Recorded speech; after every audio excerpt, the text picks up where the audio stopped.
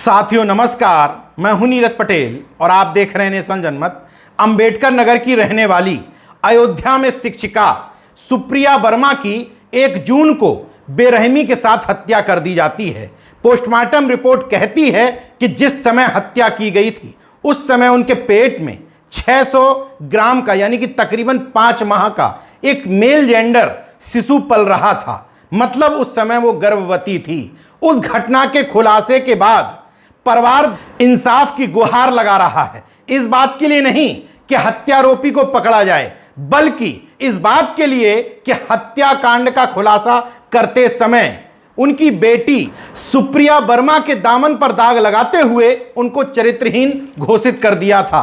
पूरा घटनाक्रम क्या है यह जानने से पहले यह समझ लीजिए कि सुप्रिया वर्मा जिस जाति से आती हैं उस जाति के उत्तर प्रदेश की विधानसभा में 41 विधायक हैं, जिनमें से 27 विधायक सत्ता में शामिल हैं, 3 हैवीवेट कैबिनेट मंत्री हैं, 2 राज्य मंत्री हैं, 8 जिलों में जिलाधिकारी हैं, सत्ता के प्रदेश अध्यक्ष और विपक्ष समाजवादी पार्टी के प्रदेश अध्यक्ष इसी जाति से आते हैं, विधानमंडल दल के नेता इसी जाति से आते हैं। और तो और अपने ऊपर छत्रत्व लादने पर तुले तमाम सारे स्वार्थी संगठन जो नेताओं के इर्द गिर्द परिक्रमा करने को, उनके हाथ से मिठाई खा लेने को ही समाज सेवा मानते हैं, वो ये दावा भी करते हैं कि उत्तर प्रदेश की राज्यपाल महोदया भी उन्हीं के जाति से आती हैं। एक और महत्वपूर्ण बात है, सरकार में शामिल एक राजनीतिक दल अपना दल एस, जो 7-8 जिलों के कुर्मी वोट बैंक के आधार पर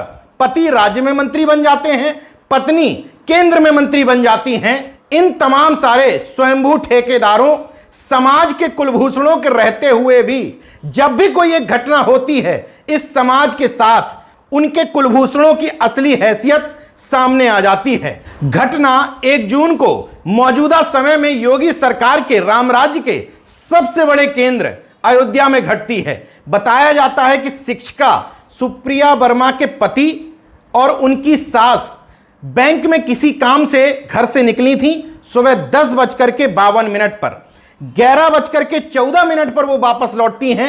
मतलब महज 22 मिनट में जब वो घर आती हैं तो सुप्रिया वर्मा खून से लथपथ थीं। उनके शरीर पर कई घावों के निशान थे। पोस्टमार्टम रिपोर्ट कहती है कि तकरीबन 36 घाव के निशान उनके शरीर पर मिले थे।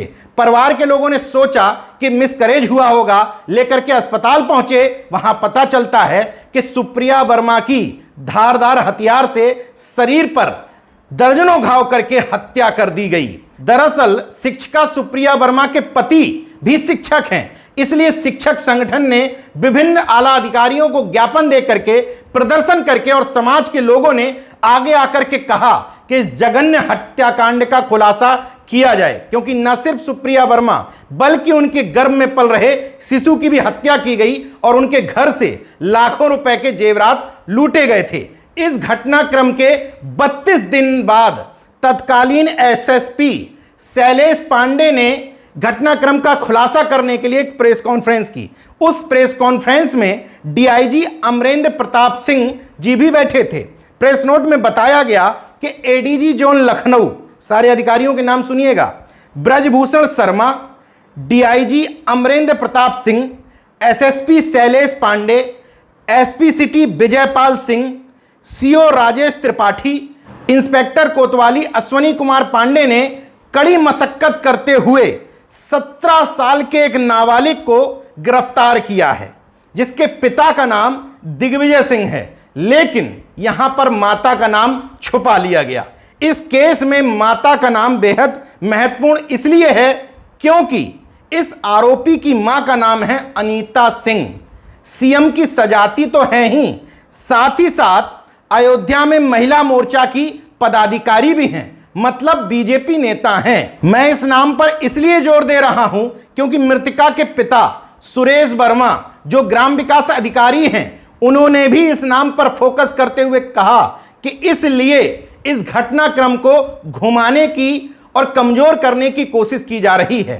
पुलिस ने जो प्रेस नोट जारी किया उसकी भाषा सुनिएगा, उसी में आपको झोल नजर आएगा। गिरफ्तारशुदा बाल अपचारी द्वारा जुर्म स्वीकार करते हुए बताया गया कि हमारा मृतका सुप्रिया वर्मा से परिचय 2019 से था। हम दोनों लोग परिवारीजनों की अनुपस्थिति में एक दूसरे के घर पर मिलते थे। परिवार वालों को इस बात की जानकारी होने पर वह बुरा मान जाएंगे, इसलिए मैं मृतका सुप्रिया वर्मा से संबंध तोड़ना चाहता था। मैं सुप्रिया वर्मा से तंग आ चुका था। मौका पाकर मेरे द्वारा 1 जून 2022 को सुप्रिया वर्मा के घर पर जब कोई नहीं था तो हत्या करने की नीयत से उसके घर में लोहे का नुकीला रॉड लेकर अपने घर से गया।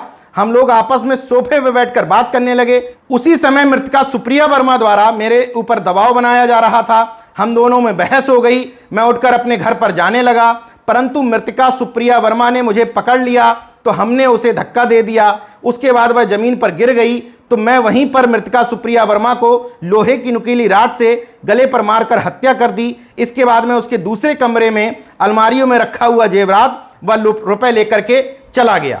घटना के 32 दिन बाद पुलिस द्वारा किए गए इस खुलासे पर मृतका के पिता सुरेश वर्मा, पति उमेश वर्मा और मां द्वारा प्रेस कॉन्फ्रेंस करते हुए सवाल उठाए गए कि जिसको पुलिस नाबालिग बता रही है वो बालिग है। उसको इसलिए बचाया जा रहा है क्योंकि उसकी मां भारतीय जनता पार्टी की नेता है, इसलिए स्थानीय प्रशासन और तमाम सजाती नेता उनको बचाने की कोशिश कर रहे हैं। उन्होंने कहा कि अगर आरोपी के उनकी पुत्री के साथ संबंध थे तो कोई कॉल डिटेल तो होगी, उसकी कोई बात पुलिस क्यों नहीं कर रही है। पुलिस द्वारा इस बारे में कहा गया कि दोनों लोग कभी बातचीत नहीं करते थे। यहीं पर झोल समझ में आता है कि 3 साल से अगर दोनों लोग रिलेशन में थे तो कैसे संभव है कि 3 साल की कॉल डिटेल में दोनों के बीच में एक भी बातचीत ना हुई हो। पुलिस ने महज एक आरोपी के बयान के आधार पर एक महिला को जिसके पेट में 5 माह का गर्भ पल रहा था उसको चरित्रहीन घोषित कर दिया। क्या अन्य कोई साक्ष्य पुलिस ने बरामद किया जिसके आधार पर उस आरोपी के द्वारा या खुद पुलिस के द्वारा बनाई हुई गढ़ी हुई कहानी पर यकीन किया जा सके? यहां पर यह भी सवाल उठाया गया कि पुलिस ने अपने खुलासे में उस महिला के गर्भवती होने की बात क्यों नहीं की। दैनिक जागरण पे एक खबर छपी है। उस खबर के हिसाब से जब उन्होंने सीओ राजेश त्रिपाठी जी से पूछा कि पोस्टमार्टम रिपोर्ट में महिला के गर्भवती होने का विवरण है तो क्यों नहीं आपने इस एंगल पर जांच की, तो राजेश त्रिपाठी कहते हैं कि अभी विवेचना चल रही है। लेकिन 1 जून की घटना पर तकरीबन 40 दिन बाद भी सीओ साहब कह रहे हैं कि अभी उन्होंने पोस्टमार्टम रिपोर्ट नहीं देखी। दूसरा सवाल यह उठता है, महज एक 17 साल का नाबालिग युवक क्या किसी शिक्षिका पर 36 वार कर सकता है? चलिए मान लीजिए कर सकता है। उसके अंदर इतनी इच्छा शक्ति है कि वो 2-2 अलमारियों को तोड़ करके वहां से जेवरात और लाखों रुपए लूट करके आराम से भाग जाए।